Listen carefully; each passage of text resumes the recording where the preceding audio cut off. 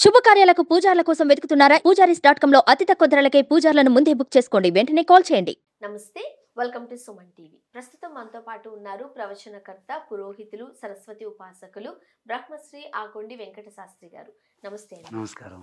శాస్త్రి గారు, మనకి ఈ డిసెంబర్లో అంటే మార్గశిర మాసంలో ముక్కోటి ఏకాదశి, వైకుంఠ ఏకాదశి అని ఉంది. అంటే రెండు ఏకాదశులు ఒకటేనా? ఎలా చూడాలంటారు? శ్రీమాత్రే నమః, శ్రీ మహాసరస్వత్యే నమః. మార్గశిర మాసంలో వచ్చే ఏకాదశిని ముక్కోటి ఏకాదశి, వైకుంఠ ఏకాదశి రెండు ఒకటేనమ్మా. ఆషాఢ మాసంలో మనకు తొలి ఏకాదశి అని ఒకటి వస్తుంది. అప్పుడు పడుకున్న విష్ణుమూర్తి కార్తీక మాసంలో నిద్రలేస్తాడట. దీన్నే చాతుర్మాస్య వ్రతం కింద చేస్తారు. 4 నెలలు దీక్షగా చేస్తారు. కాబట్టి ఈ 4 నెలలు అయిన తర్వాత ఇప్పుడు ఈ మార్గశిర మాసంలో ఆ స్వామి నిద్ర నుంచి లేచిన తర్వాత ఉత్తర ద్వారం నుంచి దర్శనమిస్తారట. మామూలప్పుడు అందరూ మామూలుగా వెళ్ళి దర్శనం చేసుకుంటారు.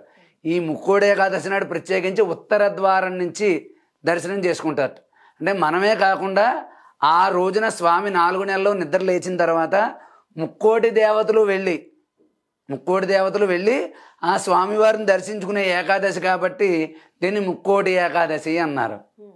అదేవిధంగా వైకుంఠంలో దర్శనమిస్తారు. ఈయన విష్ణుమూర్తి ఎక్కడిస్తారు? వైకుంఠంలో దర్శనమిస్తారు కాబట్టి వైకుంఠ ఏకాదశి. వైకుంఠంలో ఉత్తర ద్వారం నుంచి దర్శనమిస్తారు కాబట్టి వైకుంఠ ఏకాదశి అన్నారు. అంటే అదే రోజు మనకి జరుగుతుంది కాబట్టి ముక్కోటి ఏకాదశి, అలానే వైకుంఠ ఏకాదశి అని కూడా అంటూ ఉంటారు.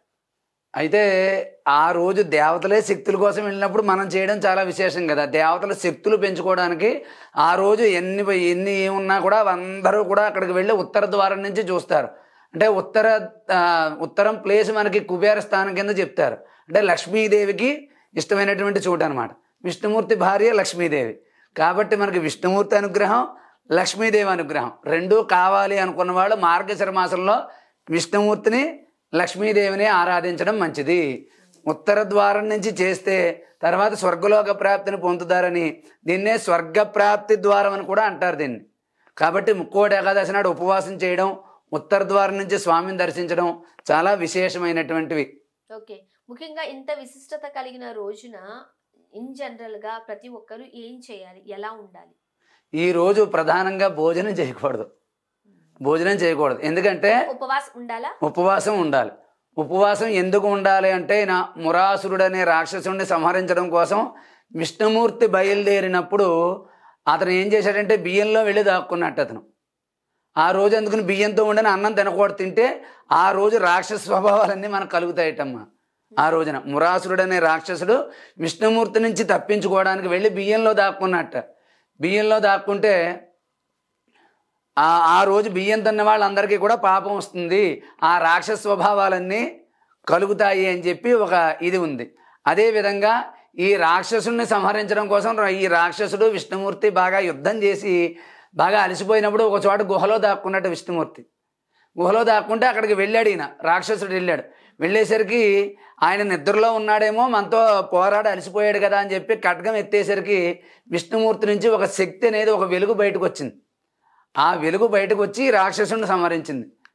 ఆ వెలుగు పేరే ఏకాదశి అని చెప్పి కూడా మనకి విష్ణు పురాణంగా కొన్ని పురాణోక్తంగా చెప్పబడుతూ ఉన్నాయి. దానికి ఆ తిథుల్లో ప్రత్యేకమైనది ఏదంటే విష్ణుమూర్తి నుంచి ఉద్భవించింది కాబట్టి ఈ ఏకాదశే కాదు ఏ ఏకాదశినా విష్ణుమూర్తిని ఆరాధించడం, ఆ రోజు విష్ణు సహస్రనామ పారాయణం చేసుకోవడం, ఉదయం నుంచి ఉపవాసం ఉండి ఉదయం సాయంత్రం విష్ణుమూర్తి దేవాలయానికి ఎక్కడికైనా వెళ్ళి పూజ చేసుకుని ఆ రోజు పూర్తిగా అన్నం తినకూడదు. ఇంకా ద్వాదశి నాడు పొద్దున్నే స్నానం చేసి మళ్ళీ దేవుడి దగ్గర దీపం పెట్టుకుని అప్పుడు బ్రాహ్మణుడిని తీసుకొచ్చి స్వయం పాకమని 2 రకాల కూరలు, 2 రకాల పప్పులు, బియ్యం అన్నీ కూడా బ్రాహ్మణుడికి దానం ఇచ్చాక అప్పుడు వండుకుని అన్నం తింటే ఏకాదశి ఫలితం సంపూర్ణంగా లభిస్తుంది. ఏకాదశి నాడు ఉత్తర ద్వార దర్శనం చేయడం, విష్ణుమూర్తి, వెంకటేశ్వర స్వామి, రాముడు, కృష్ణుడు అంటే విష్ణుమూర్తి అంశంలో ఉన్న ఏ దేవుడికైనా కూడా తులసిమాల సమర్పించడం, ఈ రామాలయం, విష్ణాలయం, వెంకటేశ్వర స్వామి గుడి ఇవన్నీ కూడా ఉత్తర ద్వారం నుంచి దర్శనం చేయడం వల్ల అక్కడ స్వర్గద్వార ప్రాప్తి మనకు కలుగుతుందని చెప్పి పురాణాలు చెప్తూ ఉన్నాయి. మీరు ముఖ్యంగా ఉపవాసం ఉండాలని చెబుతున్నారు కాబట్టి ఎన్ని గంటల నుంచి ఎన్ని గంటల వరకు ఉంటే మంచిది అంటారు? ఆ రోజు మొత్తం ఉండాలి. కానీ చాలామంది మంచినీళ్ళు కూడా తాగకుండా ఉంటారు. అలా ఉండకూడదు. అదంటే ఉడకబెట్టిన పదార్థాలు తినకుండా ఉండొచ్చు. అంటే ఏదైనా టిఫిన్ లాంటివి కానీ, ఉప్మాలు అలాంటివి లేకుండా నిమ్మరసం కానీ, లేకపోతే పాలు కానీ అలాంటివి. ఇప్పుడు చాలామందికి ఆరోగ్యాలు బాగోలేవు కదమ్మా, షుగర్లు, బీపీలు ఇవన్నీ ఉండడం మూలాన్ని ఏమిటంటే ఉండలేకపోతున్నారు. ఉపవాసం ఉండాలని ఉంటుంది కానీ శరీరం సహకరించదు. కాబట్టి అలాంటప్పుడు ఏం చెయ్యాలి అంటే పాలు తాగి, టీ తాగి, ఏదైనా జ్యూసులు లాంటివి, నిమ్మరసాలు అలాంటివి ఏమైనా తాగి ప్రాణాన్ని నిలబెట్టుకుంటే పూజ చేసిన దానికి ఫలితం ఉంటుంది. లేకపోతే మనం ఏమీ లేకుండా ఉన్నామనుకో, ఎప్పుడు ఉపవాసం అయిపోతుందా, ఎప్పుడు టిఫిన్ చేద్దామా, ఎప్పుడు భోజనం చేద్దామా అని దృష్టి దాని మీద ఉంటుంది. కాబట్టి అప్పుడప్పుడు ఆర్ఆర్గా నీళ్ళ లాంటివి కానీ, ద్రవ పదార్థాలు కానీ తీసుకుంటూ ఉపవాసం చెయ్యొచ్చు అని చెప్పి మనం మారుతున్న సమాజానికి అనుగుణంగా కొన్ని మార్పులు చేసుకోవడం జరిగింది. సాధారణంగా ఉదయం 6 గంటల నుండి అంటే లేచిన దగ్గర నుంచి సాయంత్రం 6-7 వరకు ఉపవాసం ఉండి నైట్ టైం ఏదైనా టిఫిన్ చేస్తూ ఉంటారు. బట్ మీరు చెబుతున్న ప్రకారము ఆ ముక్కోటి ఏకాదశి రోజు నెక్స్ట్ డే వరకు కూడా ఏమీ తినకూడదు. అన్ని ఉపవాసాలకి ఏకాదశి ఉపవాసానికి ఉన్న తేడా అదేనమ్మా. మీరు చెప్పినట్టుగా ఉదయం నుంచి సాయంత్రం వరకు ఉండి తినేస్తే అది మామూలు మంగళవారం ఒంటి పొద్దు చేయడం అంటారు. లేకపోతే ఏదైనా పండగ రోజున వ్రతం చేసుకుంటాం, వ్రతం అయ్యే వరకు ఉపవాసం ఉండి సాయంత్రం భోజనం చేసేస్తాం. ఇది అలా కాదు. ఏకాదశి ఆ రోజు చెప్పాం కదా, మురాసురుడైన రాక్షసుడు బియ్యంలో దాక్కున్నాడని. ఆ రాక్షస స్వభావాలన్నీ కలుగుతాయని చెప్పి ఏకాదశి నాడు అసలు అన్నమే తినకూడదు అన్నారు అనమాట.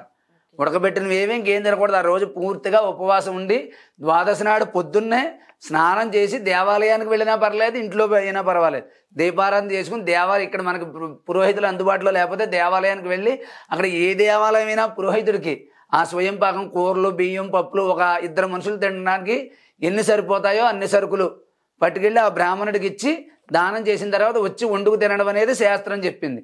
దీన్ని ఇప్పుడు కాలానుగుణంగా ఎవరి ఆచార ప్రకారంగా వాళ్ళు మార్చుకుంటున్నారు. కానీ సంపూర్ణంగా చేయడం వల్ల విశేషమైన ఫలితం అయితే కలుగుతుంది. ముఖ్యంగా ఏ దేవాలయాన్ని సందర్శించాలనేది కూడా చాలా మందికి ఒక అనుమానం ఉంటుంది. ఏ దేవాలయాన్ని సందర్శించాలి? విష్ణు సంబంధమైన దేవాలయాలు, రాముడు, కృష్ణుడు, వెంకటేశ్వర స్వామి, ఆంజనేయ స్వామి, అంటే అందుబాటులో ఉన్న దేవాలయానికి వెళ్ళాలి. ఇవి ప్రధానంగా వెళ్ళవలసిన దేవాలయాలు. దూరమైనా సరే ఆ రోజు దర్శనం చేసుకోవడం, ఈ యొక్క తులసిమాల సమర్పించడం, సంపూర్ణంగా ఉపవాసం చేయడం, ఈ స్వయంపాక దానం చేయడం.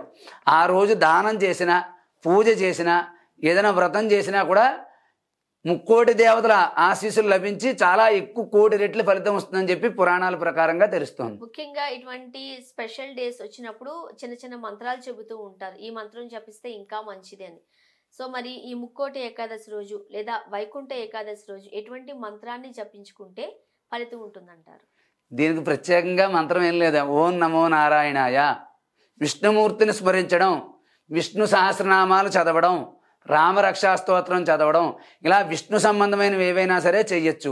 వెంకటేశ్వర స్వామికి సంబంధించినవి చదువుకోవచ్చు, ఆంజనేయ స్వామికి సంబంధించినవి చదువుకోవచ్చు, ఏదైనా చదువుకోవచ్చు. కానీ విష్ణు సహస్రనామ పారాయణం చాలా విశేషమైన ఫలితాన్ని అయితే మనకు కలగజేస్తుంది. అయితే చదవలేని వారు విన్నా ఓం నమో నారాయణాయ అనే మంత్రం చదువుకుంటూ విష్ణు సహస్రనామాలు పారాయణం చేయడం, చదవడం, వినడం కూడా చాలా విశేషమైన ఫలితాన్ని మనకు కలుగజేస్తాయి. శాస్త్రి గారు, మార్గశిర మాసంలో వచ్చే ముక్కోటి ఏకాదశి కావచ్చు, లేదంటే వైకుంఠ ఏకాదశి రోజున ఆ విశిష్టత ఏంటి, ఆ రోజు చేయాల్సిన పూజలు ఏంటి, చాలా వివరంగా తెలియజేశారు. ధన్యవాదాలు.